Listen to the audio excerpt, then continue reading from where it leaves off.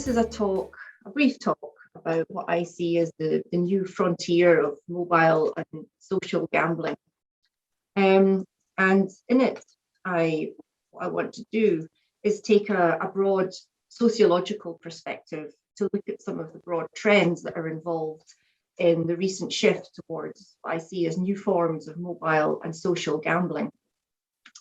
And this involves situating it within its wider political economic context, which I think is hugely important, but also focusing on the role of technology, which has been a key driver for trends within this shift. So I want to focus on some of the key trends that underlie the shift to new forms of gambling and also gaming. And in particular, I'd like to look at mobile technologies, new forms of marketing, and the convergence of these things with online social networks. And for the purposes of this talk, I want to argue that these trends do three key things, really. So together they work to intensify gambling and dematerialize it even further. They also work to blur the boundaries between gambling and virtual rewards and real money. And also in so doing, disrupting ideas about cash, value, and gambling itself in the process. And finally, by doing these two things, I think they also produce and also mine huge amounts of data, which has become a commodity in itself for the gambling industry in recent years. And these in turn generate new forms of surveillance. So all of these aspects are global in form, and they're all driven by wider global economic and political forces, which is important to remember, and I'll return to as we go through this talk. So first off, a little background on the context of this shift that I'm talking about. So from the 1980s, gambling in the global north expanded on a vast scale, and this is the era that was described by Manuel Castells as informational capitalism. It's the era of neoliberalism. It's characterized by market deregulation, privatization, and the globalization of capital. And technology is crucial to all these developments. And Castells has argued that innovations in things like particularly microelectronics and telecommunications have created a new, what he describes as a techno-economic system, which is informational, global, and networked. And it's this system that is a key driver, I think, for the global expansion of gambling. So while technology has revolutionized the ways that games can be played and marketed, liberalization has encouraged access to these games across more and more of the globe. And in all of this, crucially, gambling profits have become a welcome source of state revenue in the vacuum that's been created by policies of low taxation. So much so that in the past 40 years, the global big gambling industry has become embedded in the power structures of Western nations and has become enormously wealthy and powerful. So moving on from that, the gambling industry have tapped into this shift very successfully. Over the past, I'd say only 10 years, they've invested heavily in new forms of technology and communications, and also in new platforms, particularly mobile devices like smartphones and in social media, as ways both to host games and also to recruit new players, new customers. And this move into mobile and social is the new frontier in gambling, and it's the fastest growing sector of the industry worldwide. It's changed the nature of gambling. It's expanded its reach and its speed, disembedding gamblers from their local time frame and linking them in to networks of betting technology. So what we have here is the consumption of, as part of this move, we have the consumption of what are intensive and dematerialized experiences rather than physical commodities. This has been described as the experience economy, or also in terms of hyper or addictive consumption, to describe consumption that's increasingly detached from physical products and that's speeded up and intensified. And gambling, I would say, is an archetypal form of this kind of consumption. It doesn't produce tangible goods, but instead it markets intensified experiences, and it makes profits from the pure circulation and extraction of money from players without the intermediary of any kind of physical product. So it can be seen as a paradigmatic case of a kind of intensified, dematerialized way of experiencing consumption in the modern world. And this technology is the driver of all of this. So back to technology, again, what it does is two things. So firstly, it intensifies the experience of gambling by making games faster, easier to access, and more pervasive, and also by producing huge amounts of data. And by doing that, in turn, it also generates new forms of surveillance of players themselves, or at least the potential to survey players as they go about their gaming and gambling behaviours. And in particular, things like the development of wireless technologies and the extension of digital networks creates a kind of instant communication which works to overcome separation in time and space in a process that Anthony Giddens has described as disembedding, which is essentially the removal of events from their local time frame and their physical place. And as I said, in a leap towards the themes of this slide a few minutes ago, as I said, the gambling industry have tapped into this shift with tenacity.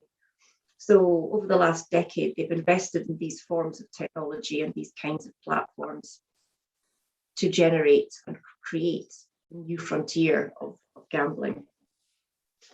As I've said, it's the fastest growing sector of the industry, and it's expanded its reach and speed across vast amounts of space and time.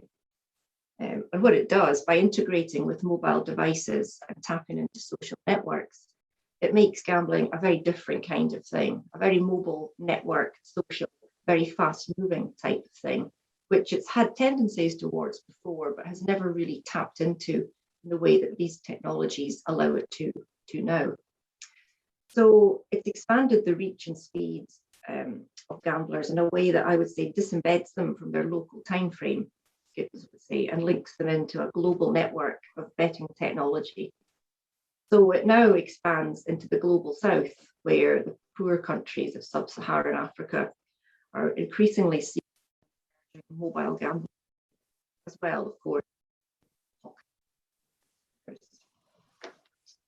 So what I want to do now is have a look at three key trends that are behind this shift in more detail. And these three trends they're illustrative of the broader shifts that I'm interested in, and they involve platforms. They also involve looking at marketing, new types of marketing, which involve personalisation and geolocation, and also the integration of all of these things with social networks. And what these trends do, they're in a way they're greater than the sum of their parts in terms of the theme of this symposium, because they all work to generate amounts of data that the gambling industry could once only dream of. So they generate data on players, on their behaviour, on their habits, on their preferences and their tendencies, which is converted into information, which in turn is converted into marketing, which is directed back towards those players to encourage more and repeated gameplay in feedback loops, which ultimately I think has implications for excessive or addictive consumption and excessive kinds of play, which is slightly out with the scope of this talk, but is nevertheless, I think it's an interesting and relevant trend that can be flagged at this point, as this is where it comes from. So firstly, mobile technologies. Well, smartphones, as we all know, are a key device for mobile and social gambling. And as well as personal information, they hold vast amounts of financial and biometric data about their owners. And in fact, they're often inseparable from them. A recent study, for example, found that the most committed smartphone users check their phones approximately 200 times a day. And all of these speak to their connection with their owners, the kinds of data that they hold, and the ways that they're used already. make them an ideal conduit for gambling. The ubiquity, the portability, and the accessibility of mobile devices, as well as their integration with the rhythms and the spaces of everyday lives, make gambling on mobile more ubiquitous, more accessible, and again, faster. It changes the tempo of it, and it changes the place of it. And it means that gambling can happen now just about anywhere, anytime, within jurisdictional limits, obviously. So on the morning commutes, in a cafe or a bar, waiting in line for a checkout, as the researchers Albarn Torres and Goggin have described mobile gambling, they write about having a casino in your pocket. They say players can move around with a casino in their pocket. And actually, it's more of an entire gambling ecosystem in your pocket, because essentially it makes games ubiquitous and gamblers more always on. So this changing of the rhythm, the tempo, and the spatiality of gambling is important for the way that people integrate with it, the way they relate to it, and I think important in terms of the kinds of effects that it has on them. Also important here is the seamless integration of financial technologies on smartphones, which are already there as a separate type of technology. And this means that access to money also becomes mobile and instant. And of course, this facilitates immediate access in itself, in its own right, so that bets can become quite literally made by the click of a switch. So games themselves in this kind of ecosystem are different. They're different on mobile. Most gambling on smartphones and tablets goes on in apps with games that have been specifically designed to suit the mobile platform. Most, not all, but many do. And so the ones that do tend to have very sophisticated graphics and interactive features and link ups with social media, which ultimately creates a gambling experience that's a lot more immersive. It's more experience, it's more seamless, more personalized, and more all-encompassing than traditional forms of online gambling can be. This is a kind of immersive experience that I would say involves a blurring of boundaries, what the writer Beth Coleman has described as X-reality.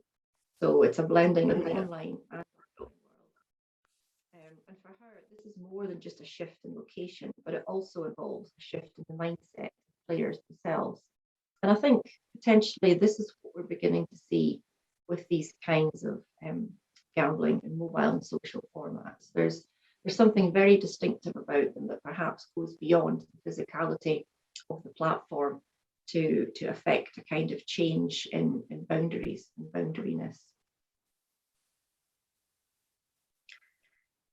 So on to the third feature, marketing. And the sophisticated technologies that I've just described and the data that they produce on players are used now for equally sophisticated marketing efforts. And in this sphere, we've seen an industry shift from what's been described as content creation to a much greater focus on what's described as player engagement and management. And essentially, this means that data in itself is now a commodity, and it's one that underpins an increasingly competitive industry, an increasingly ferocious economic model. A recent industry webinar by the consultancy Delta DNA was all about using big data to understand and manage players, manage them in ways that we would describe as governing their behaviour. And the primary aim here for them was to use data to get inside players' mindsets. And this is crucial for them because embedded in apps, as you can see from the graphic on the right here, embedded in apps are a whole range of player tracking features, which have been designed by industry or adapted by the gambling industry to get to know players and to stimulate gambling. It's known as predictive personalisation, and the aim is to create a kind of experience streamlined to the individual player.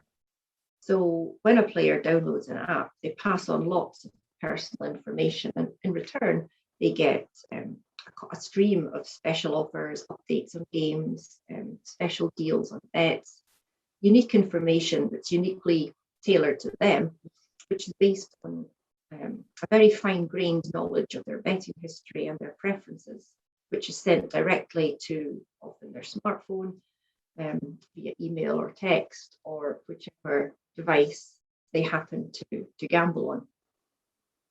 And this kind of marketing is a really effective form of marketing. Of course, it's not only the gambling industry who do this. Other consumer industries have been doing this for a while now.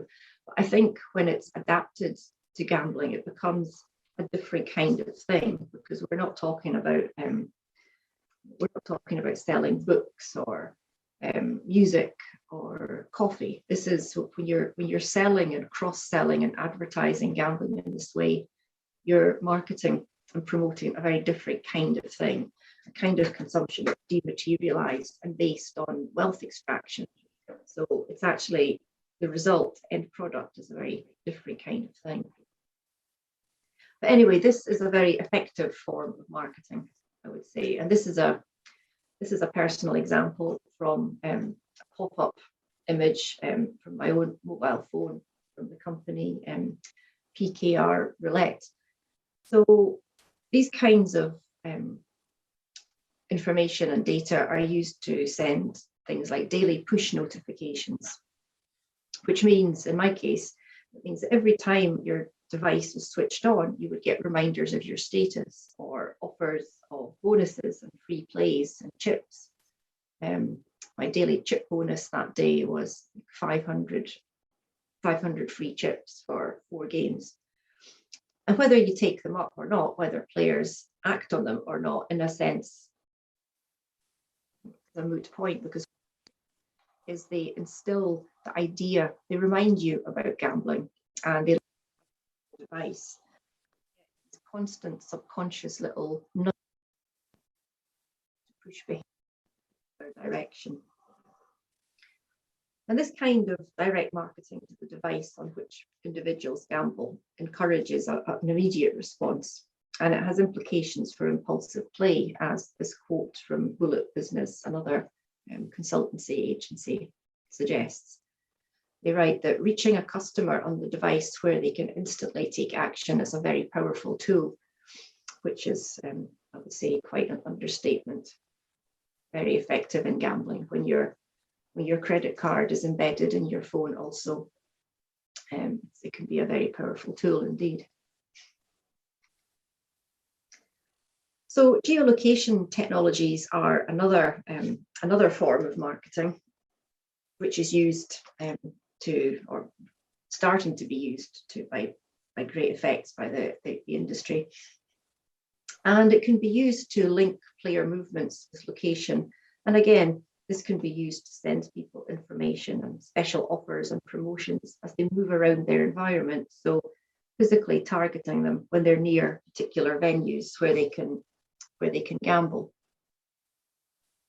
In the gambling sphere, it's been described in the following: casino affiliate, an online casino brokering company, say that mobile gambling is opening up a whole world of opportunities for operators, and also that geolocation technology is making a lot of that magic happen. And what's happening is that operators are importing the magic. They're importing these marketing techniques from other areas, like Starbucks, for example, as you can see in the picture at the top.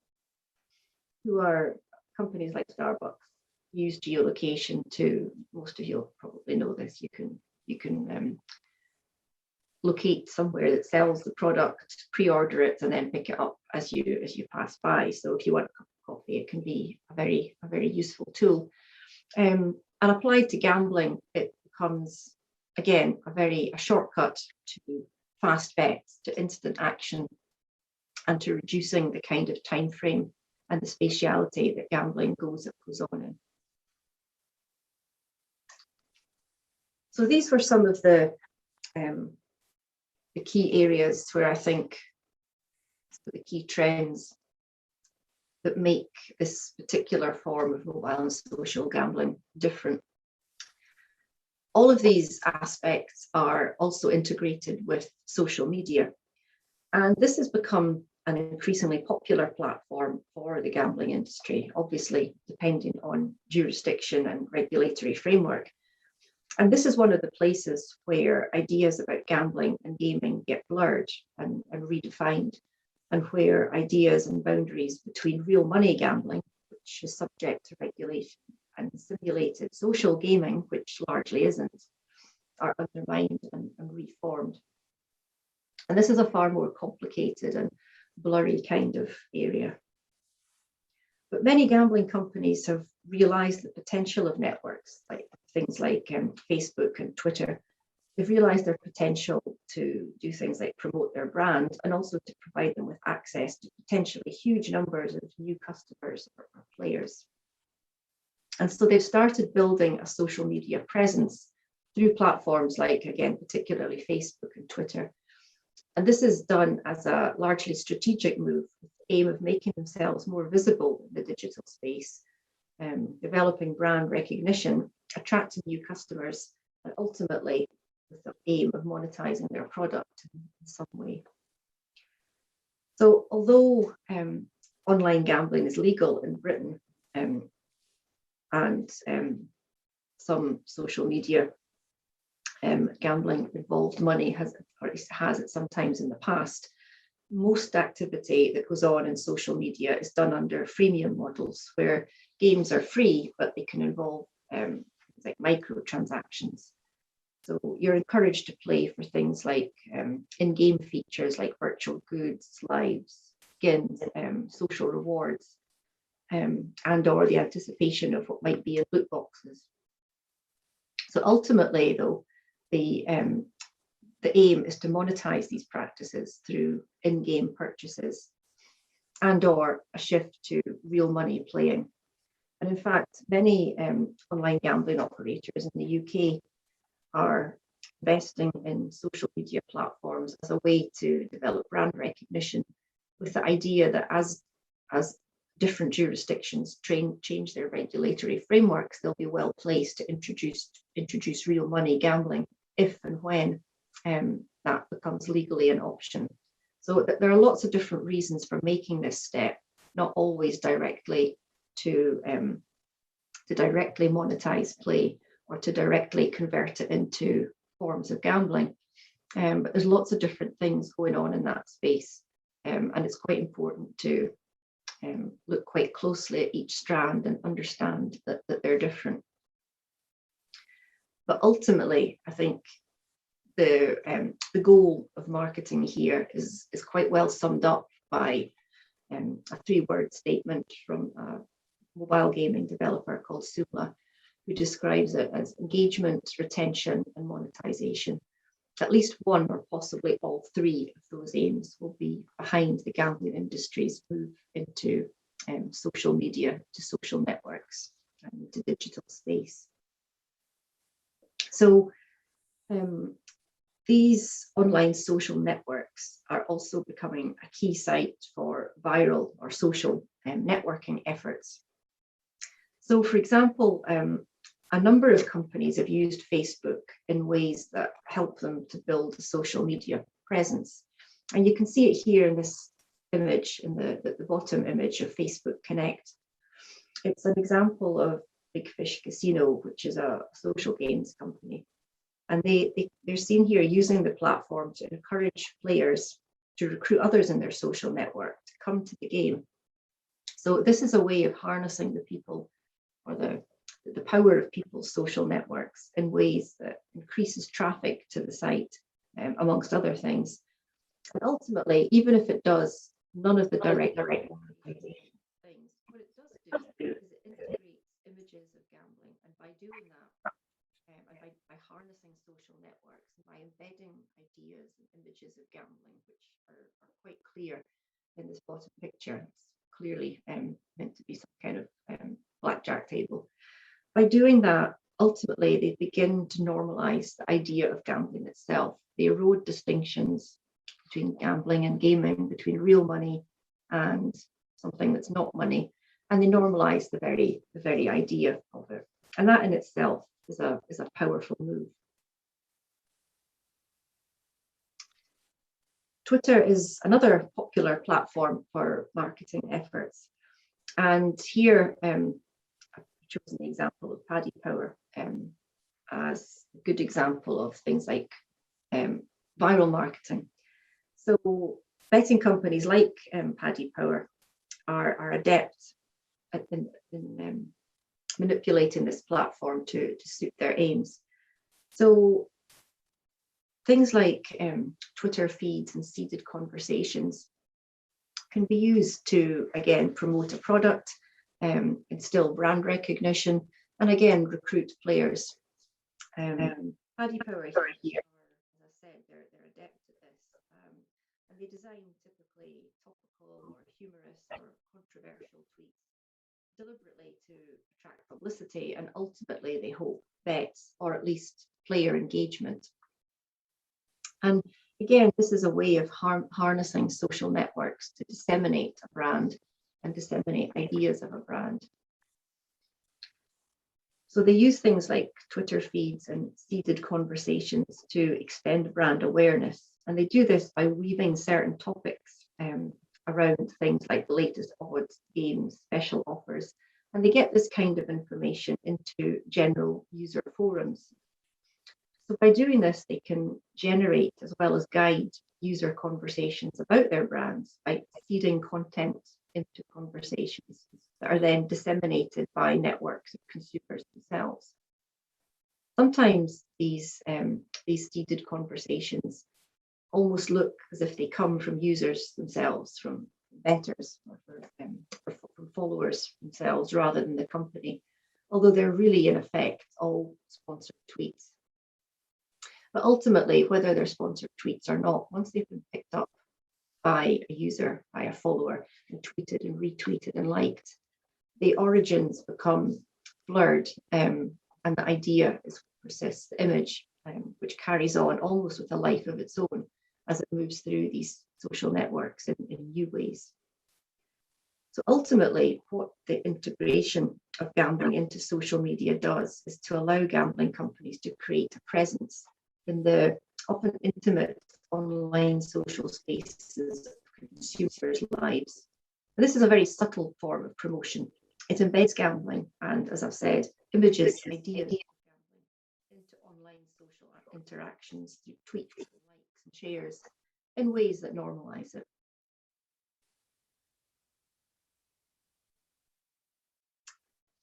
All this kind of activity, all these social network activity, these tweets and likes, marketing, and all the rest of it, these kinds of new technologies, what it does is it works to blur the boundaries between gambling and gaming, which is obviously a theme of this symposium. In particular, freemium models, as well as the use of digital currencies like Bitcoin, in particular, start to problematize ideas about value, and they disrupt the boundaries between real money gambling and social gaming based on virtual rewards or virtual value. And in doing that, it disrupts the idea of what counts as gambling itself, about the role of money in gambling. And more than that, I think it raises bigger questions about what counts as money or as value and what doesn't, what can be considered fun, what's social. All of these fairly high level ideas that we have about leisure and the ways that we engage with it and the form it takes and what it looks like, they start to become less sure, and they start to become undermined through these intersections of technology, social networks, and so on.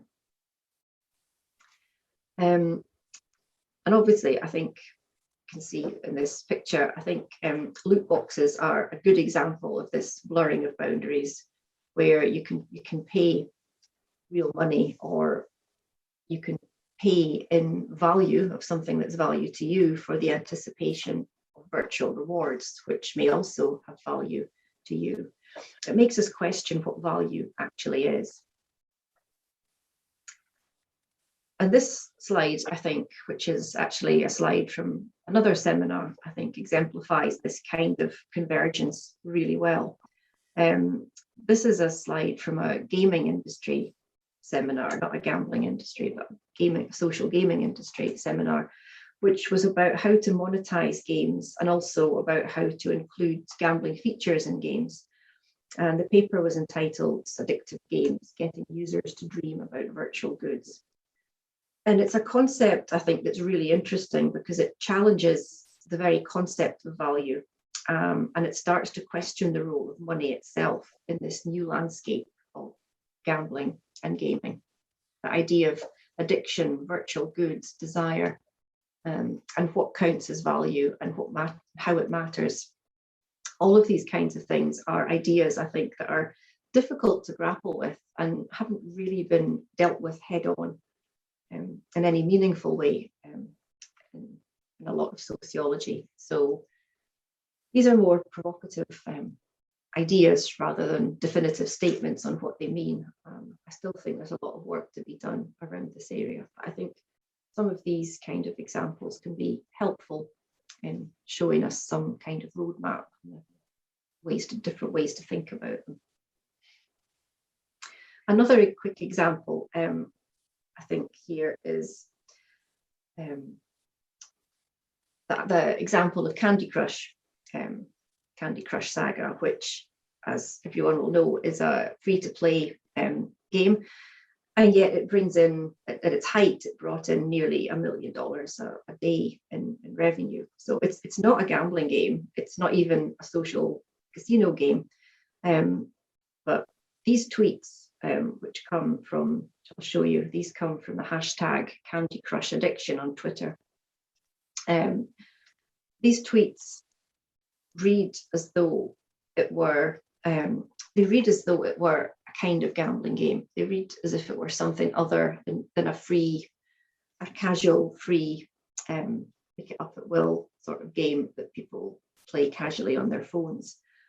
And I think the thing about this is these sorts of tweets, I'll read a couple of them out. One of them, my name is Maria and I'm a Candy Crush addict and it has cost me more money than I would care to admit. So this is the kind of AA confessional type tweet. Another one, my attitude to Candy Crush is like a former drug addict. I don't judge people playing it. I want to help them stop. And another one, I won't leave the toilet until I complete a level of Candy Crush or run out of lives. These are all tweets about compulsive behaviour, and they may or may not be slightly tongue-in-cheek. There's a whole hashtag conversation about this on Twitter, which is sometimes pointed to as a kind of game success in creating an addictive game. But I think it's interesting in whatever form it's taken. I think these tweets read as though this were a gambling game. They read like the confessions of a problem gambling forum as a kind of lived example of what getting players to dream about virtual goods from the last slide might actually look like. So again, I think this is a good example of helping us to think through different ways to think about value, money, addiction, consumption, and how they converge and get redefined across different platforms with these forms of technology. So to move on a little bit, all of these new technologies, things like financial and smartphone transactions, social media, geolocation activity, all of these things clearly generate huge amounts of data.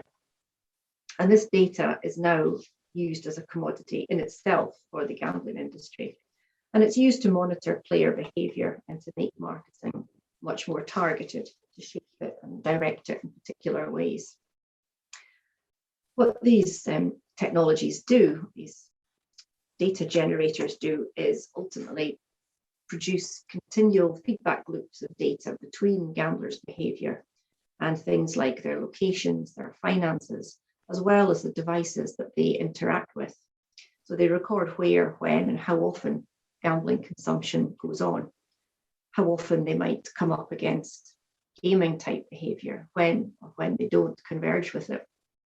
They relay all of this all of these big data back to marketers and enable them to build up a profile, and so to directly target marketing towards individuals, not just at a time, but also at a place when they're most likely to be receptive to inducements to gamble, to play. These kinds of things generate what I think Deleuze might describe as continuous control, in which influence is enacted through guidance and persuasion and suggestion rather than more direct means. And in contrast, in the 1950s, Edward and Bernays talked about the engineering of consent, the art of manipulating people through advertising. But this is much more sophisticated. It's all about getting the image of the brand, the idea of gambling out into public space, spreading ideas about it in ways that normalize it and promote the idea and subtly guide behaviour, change the norm and then guide behaviour towards it. So these social and viral marketing efforts in gambling act as a similar subtle form of persuasion. So making gambling available on mobile devices, integrating it within people's online social networks, makes it ubiquitous across the spaces of everyday life, even the spaces to both terrestrial spaces and online remote spaces. It normalizes it and it blurs boundaries between the two types of activity, making gambling as easy as pressing a button or swiping a screen makes it a seamless part of everyday life, and so open to equally seamless and subtle forms of persuasion. The implications of this have yet, I think, to be seen. This is the beginning of a trajectory that the gambling industry are on. It's very early days for these trends, and we haven't yet seen the end results of what they might do or what they are able to do with these kinds of technologies. So to sum up, and as short to wait as I can, I would argue that mobile and social technologies exemplify the new intensified landscape of gambling in neoliberal consumer societies. Things like mobile technologies interlinked with sophisticated forms of marketing and allied to the power of social networks make gambling more ubiquitous, more pervasive, more intensive, which ultimately work to blur the boundaries between gambling and gaming. They disrupt notions of value. And they do all this by, in the course of doing all this, they also produce circuits of data which can be used and enacted as forms of surveillance. All of these behaviours are driven by the underlying political economic system of neoliberal consumer capitalism, or of techno-economic systems that Castells talks about. And they both are driven by it, and they also mirror those trends and those power relations within neoliberal techno-economic systems themselves. So I will end there with those thoughts and leave my last slide, which is a slightly shameless plug for my book, which most of these ideas are taken from, and say thank you very much. And the 3 words of French that I know, merci and au revoir.